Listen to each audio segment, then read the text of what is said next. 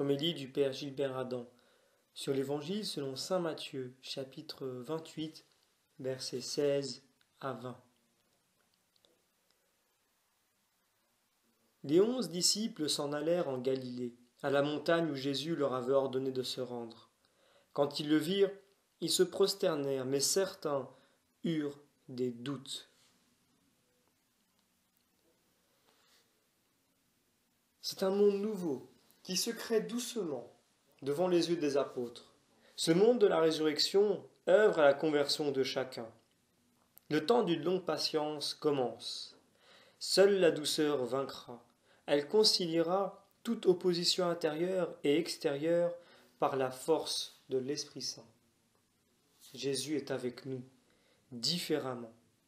Il nous faut nous ouvrir, nous aimer de son amour. Devant les doutes qui sont en nous, Jésus nous fait entrer dans la patience de Dieu, dans sa tendresse et sa miséricorde. Pendant 40 jours, il est apparu aux disciples. Il leur a dit, « Je vous enverrai ce que le Père a promis, l'Esprit Saint. » C'est de donner sa vie que Jésus nous donne. Accepter un dépassement de nous-mêmes pour nous mettre au rythme de l'amour de Dieu n'est pas si facile.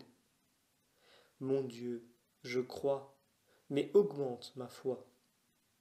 La résurrection de Jésus s'impose et cependant, il y a ce que nous pouvons faire et ce que nous voulons faire. Nous continuons la lecture de l'Évangile. Jésus s'approcha d'eux et leur adressa ces paroles. « Tout pouvoir m'a été donné au ciel et sur la terre. »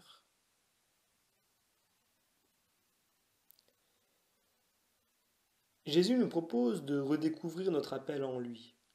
Notre pouvoir peut se fondre dans le pouvoir sans limite de Jésus qui nous est donné. C'est le Père qui nous le donne. Il s'applique sur la terre comme au ciel. Jésus, élevé dans la gloire après son abaissement, nous envoie annoncer la bonne nouvelle. Il veut nous entraîner à sa suite pour permettre à l'humanité de devenir le lieu de son amour. Jésus est l'unique, le bien-aimé du Père, et nous devenons, nous aussi, les enfants du Père. Quand Dieu prend chair de la Vierge Marie, il fait entrer l'humanité dans l'amour de Dieu le Père, le Fils et le Saint-Esprit. Nous sommes situés dans l'amour éternel de Jésus qui vient, vit, souffre, meurt et ressuscite. L'ascension de ton Fils est déjà notre victoire. Prie la liturgie. Nous vivons dans la foi, l'espérance et dans la charité, car nous sommes le corps du Christ, l'épouse bien-aimée de l'agneau. Nous terminons la lecture de l'Évangile. Allez de toutes les nations, faites des disciples, baptisez-les au nom du Père et du Fils et du Saint-Esprit. Apprenez-leur à observer tout ce que je vous ai commandé. Et moi, je suis avec vous tous les jours, jusqu'à la fin du monde.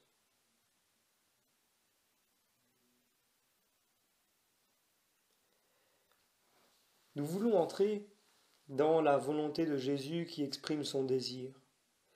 La charité qui a traversé la mort violente et injuste de Jésus se fait maintenant douceur, encouragement, accueil de la volonté du Père. Devenir disciple de Jésus, élevé au-dessus de tout, est une ascension de notre condition humaine. Notre vie, dira l'apôtre Paul, est désormais dans le Christ. Elle est cachée dans le cœur de Dieu. Il nous faut une grande foi pour annoncer un tel amour de Dieu. Situés dans l'espace et le temps, les dons de Dieu nous donnent de vivre les réalités humaines dans l'Esprit Saint. En mission sur terre, en ce temps, nous sommes déjà, dans la foi, avec Jésus ressuscité, emporté au ciel. Dieu qui élève le Christ au-dessus de tout, nous emporte avec lui. Désormais notre vie est en lui, dans la foi, l'espérance et l'amour. Elle est assumée par l'instant éternel de Dieu. Le mystère du Dieu Trinité peut s'inscrire en toute chair. Baptisez-les au nom du Père et du Fils et du Saint-Esprit. Nous voulons grandir dans ce mystère de la vie de Jésus qui a pris chair de la Vierge Marie, qui s'est incarné. Il est venu, il a souffert, il est mort, il est ressuscité. Nous demandons la grâce d'annoncer Jésus pour être fortifiés dans notre foi.